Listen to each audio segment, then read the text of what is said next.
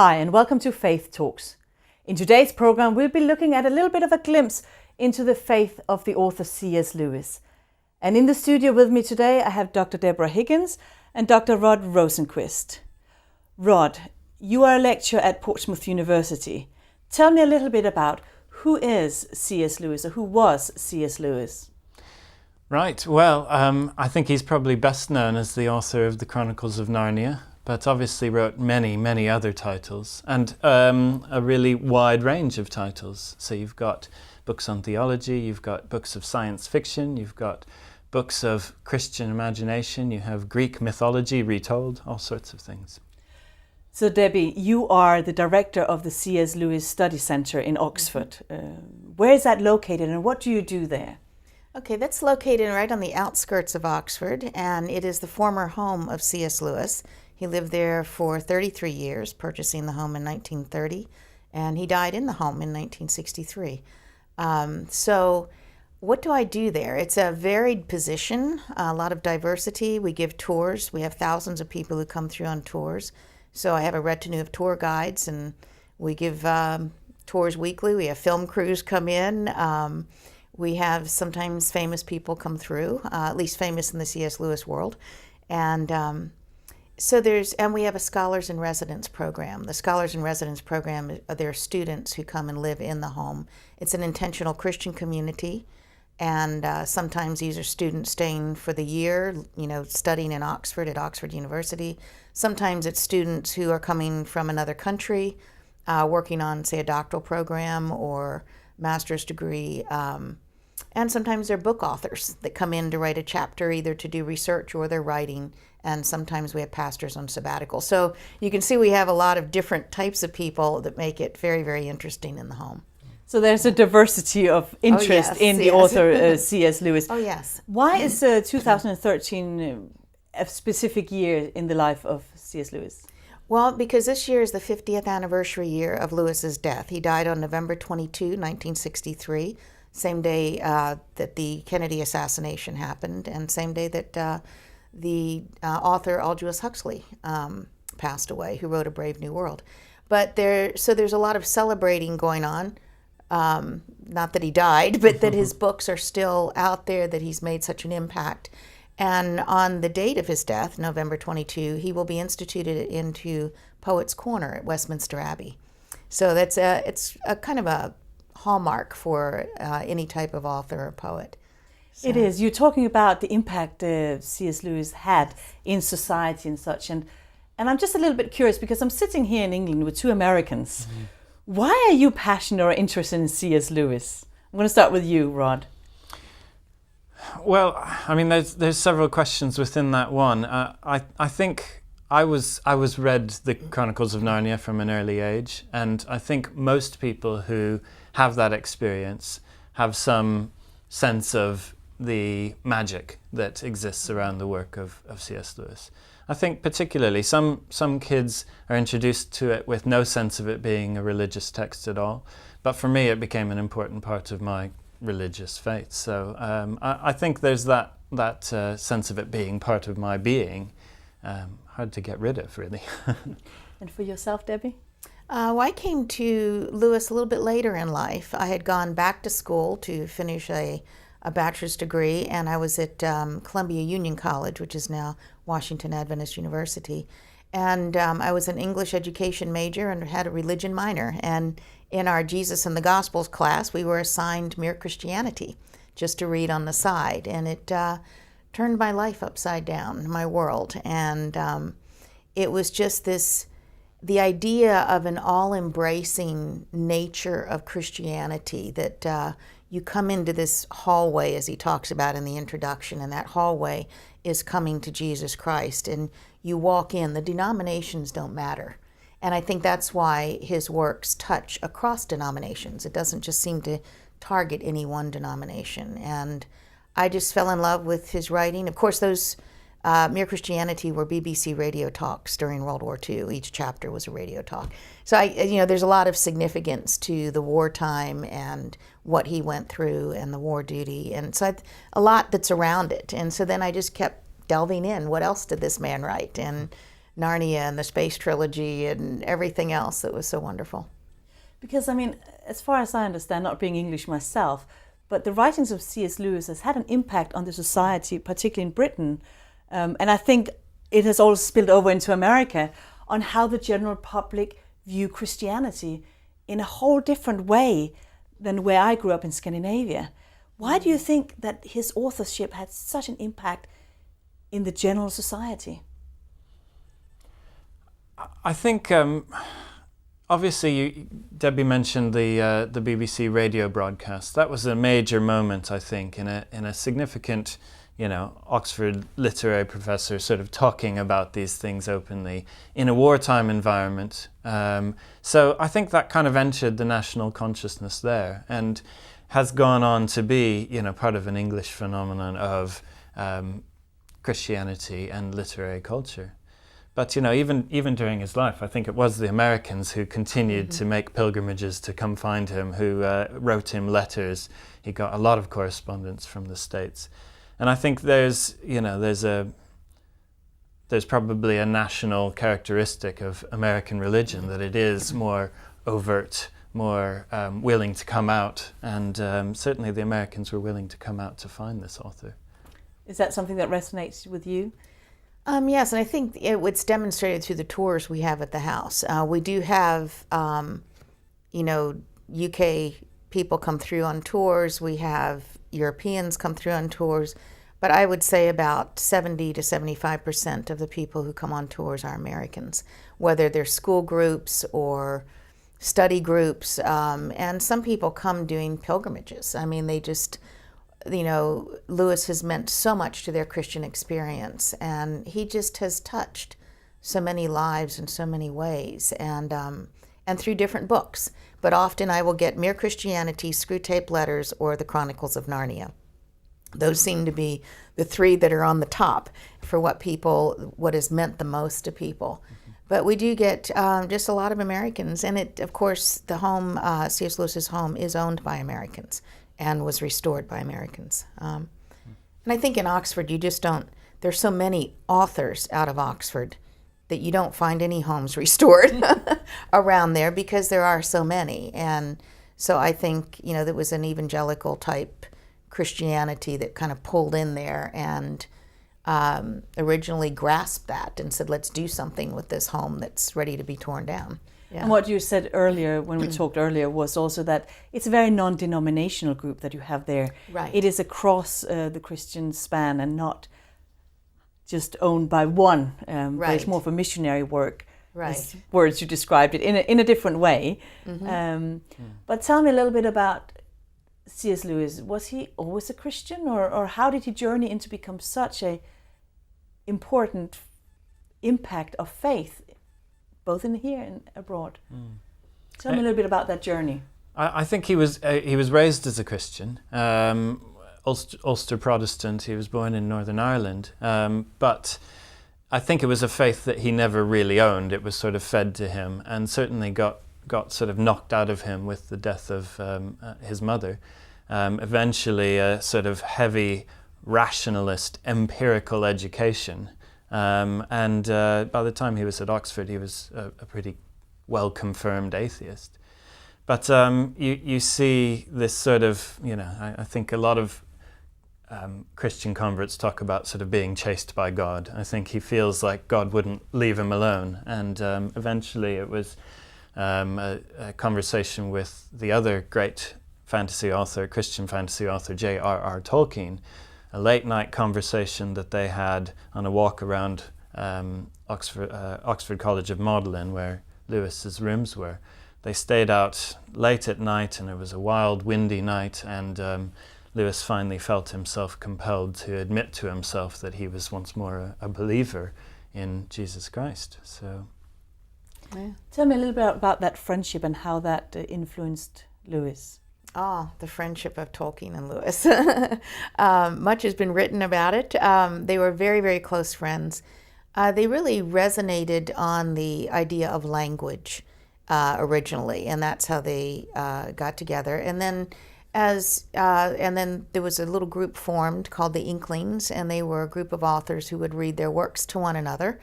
Lewis and Tolkien, although met once a week, not just with the Inklings, but also in Lewis's college rooms at Magdalen College. And so Lewis was the first one to hear The Hobbit and Lord of the Rings read. And so it's often said that we wouldn't have either of their works without the friendship, because Tolkien was so influential and Lewis was becoming a Christian. And then Tolkien said that he would never have published his books without Lewis. In fact, to back that up a moment, he actually said he published the books just to get Lewis off his back, to quote him. So I think the friendship was close. It remained close. I think there were times during World War II, for instance, that there was a little bit of distance and with Lewis's marriage, but in the end, when Lewis died, and Tolkien outlived him by 10 years, Tolkien wrote, he said, he always compared things to trees, and he said, growing old is like being a tree and losing your leaves one by one. But he said when Lewis died, it was like taking an axe to the trunk. So, I mean, it's kind of significant in explaining how close their friendship was. Yeah, that sounds like a very powerful and very productive friendship as well. Right, right. You mentioned a couple of the books. You talked about the Narnia, you talked about Mere Christianity. From children's book to deep theology, you don't often find that in an author, that they are able to span such different genres. How was that possible? Well, I think for Lewis, his reintroduction to the Christian faith, a lot of it had to do with story, with what he would call mythology, with language, as Debbie has said. That was their shared passion. And I think, he certainly, his education was all about sort of introducing him to a very realist paradigm where, if it couldn't be proved true, it probably wasn't true. Well, his passion for poetry, his passion for language, his passion for these lovely ancient stories told him there is something more than just what can be proved true. And that goes on, I think, always a very important part of Lewis's faith, is that story and reason, fantasy and reason, or imagination and truth, are two things that always go very strongly hand in hand for him. So even, I think, while he's writing his fantasy children's books, he's still writing a kind of theology. And while he's writing his most apologetic, his most theological books, he's still always making them so accessible and so interesting with illustrations, with stories, with metaphors and myths, I think. So there is a strong bond there, even though he's writing such disparate things. One thing I didn't mention earlier as well is that, of course, he is also paid to write books about literature. So as well as writing about theology and writing novels and poetry, he's also writing literary criticism that is still being read these days. I still have students who cite his preface to Paradise Lost and his history of the English literature, his volume in the Great History. These things are still, I think, very much tied to what he was trying to do in terms of marrying that sense of the imagination and reason, bringing the two together. Very important for him. Mm-hmm. But in a time where reason, and I think we're still living in a time where you have to be able to prove everything. How was that accepted? How was that received by his contemporary, that he's suddenly going to this fictional world, this mythology more than just proving facts? How was the other scholars at Oxford? What was their reaction? Do we know anything about that? Yes, we do. And it was not a very positive reaction for the most part. I think there were a lot of things that filtered into that. Some we won't know why, but they felt he should not be writing fantasy, and children's literature especially, because he was a medievalist, medieval and Renaissance literature. That was his area, or were his areas. So they felt that it was, kind of fruitless labor. And because he was such a popular author with the apologetics, and especially across the pond to the U.S., then I think there was a lot of professional jealousy. The theologians were the ones who were supposed to be writing about theology, not an English professor. And so a lot of people did not like him and made that very evident. And he was denied a professorship due to that. He did not obtain in Oxford what he should have. Instead, he did get that at Cambridge later in life. But, I mean, there's even stories where he would walk down the street and see someone and they would cross over, and one of his colleagues cross over to the other side of the street. So, you know, it had to be a little difficult, I would think. He never really talks about it because these men those days, I don't think, really talked about their feelings very much. At least these, you know, these war men. I mean, and he was in World War I, and he did home duty during World War II. So these were men who really were very patriotic as well. Mm. Yeah. And I think that's really powerful in a way, because nobody would be able, well, apart from yourself, who are experts in the area, but C.S. Lewis is the one who stands out from that time, together with Tolkien, of course, and yet they were not necessarily accepted as well by their peers. But what is it about, so many people tell me, oh, what I read in C.S. Lewis just strengthened my faith. What are the themes of faith that you see in his writing that touches people today? I think again, a large part of that is his passion for story. I think he brings faith alive in a way, even though some of his most famous works are, you know, sort of dispassionately arguing this or that theological point. I think what really draws people to him again and again is that sense of, here is a story that illustrates something, that brings something alive. And I think, you know, you only have to look at the success of Jesus Christ to see how important story is to sharing theological truths, that actually people engage much better, much more emotionally and warmly with story than with simply lecturing. I encounter that as well. And I think he would always have these little analogies, even in his works that use reason much more, you know, just little analogies here and there that are just amazing. And what they do is they just kind of drive the point home. And I think he was also very real, and people see that in his writings. A Grief Observed has touched so many people, and, you know, and that's his grappling with his Christian experience after the death of his wife. And that speaks to people. And others who read it go, I know, I felt like this. It's not wrong to question why. It's not wrong to step into that discussion with God of not understanding why a life was taken. But you still need to come out on the other end. You don't give up your faith. And, you know, when he comes through that way, and he does, then I think people, they resonate with that. They identify, they want, you know, they need someone to help lead them. And he just is real. He writes very, not simply, but it's easy enough to read. He just has a writing style that is very, very engaging and easy to understand. So it's that authenticity, and probably putting out in the public sphere, that questioning God and questioning why is an acceptable form in faith as well. Because many fundamental groups will challenge that process. You keep coming back to stories, Rod. And stories is pretty much what we see when we go to the movies. Mm-hmm. And recently we had the whole Narnia come out in movies and stuff like that. And there's always an artistic license when it comes to making films out of books. And how true is the Narnia trilogy that's been in the theaters to what actually was C.S. Lewis writing and his intent with the books? Well, I mean, I think we've had 3 films to date, and they vary quite widely in their faithfulness to the story. You have The Lion, the Witch, and the Wardrobe, which is pretty close, and then you've got something like The Voyage of the Dawn Treader, which doesn't seem to follow very closely at all. You've got, you know, major shifts in the narrative.